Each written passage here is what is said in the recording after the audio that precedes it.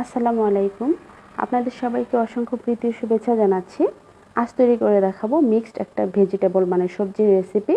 সবসময় একইভাবে সবজি রান্না করলে কিন্তু খেতে ভালো লাগে না, মাঝে মাঝে ভিন্নভাবে রান্না করলে খেতে ভীষণ মজার হয়।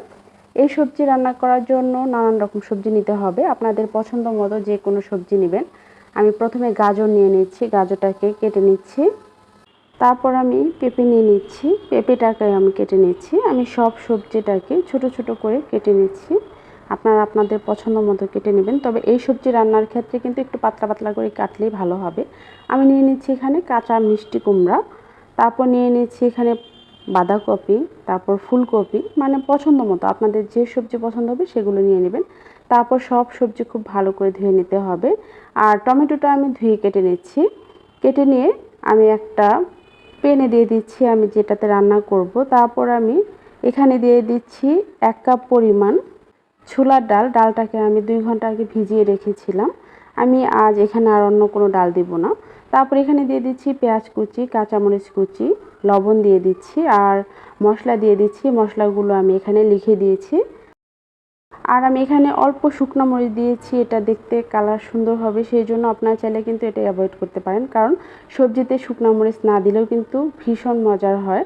তারপর 1 কাপ পরিমাণ পানি দিয়ে দিচ্ছি, দিয়ে চুলাটা অন করে দিয়ে আমি নেড়ে চেড়ে নিয়ে ঢাকনা দিয়ে ঢেকে হাই হিট এটাকে রান্না করব 5 মিনিটের মতো। আর আমি তেজপাতা দিয়ে দিয়েছি একটা।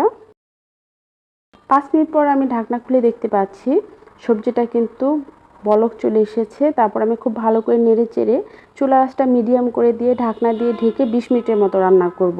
20 মিনিটে কিন্তু সবজিটা অনেক সেদ্ধ হয়ে যাবে। তারপর আমি খুব ভালো করে নেড়ে চেড়ে নিয়ে পেঁয়াজের পাতা দিয়ে দিলাম। দিয়ে আমি এবার এখানে ফোড়ন তৈরি করব, সেজন্য আমি চুলায় একটা প্যান দিয়ে 2 টেবিল চামচ দিয়ে দিলাম তেল। আর এখানে শুকনো মরিচ আর রসুন কুচি দিয়ে দিলাম, এটাকে আমি গাঢ় ব্রাউন কালার করে ভেজে নেব। পেঁয়াজ কুচিও দিয়ে দিলাম। যখন গাঢ় ব্রাউন কালার চলে আসবে তখন আমি এখানে পাঁচফোড়ন দিয়ে দিলাম। পাঁচফোড়নটাকে খুব ভালো করে ভেজে নিচ্ছি। যখন খুব ভালো একটা সুঘ্রাণ চলে আসবে তখন আমি সবজিতে ঢেলে দিচ্ছি।